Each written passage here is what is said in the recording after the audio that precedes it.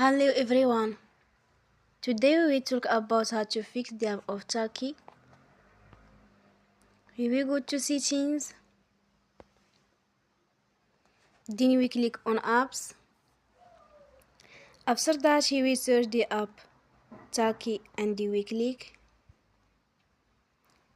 Then we will on for stop. After that we will go to storage. Then we click on clear cache.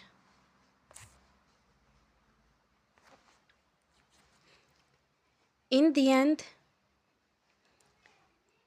you will turn off your Wi-Fi and you will turn again. Don't forget to support us by like and subscribe.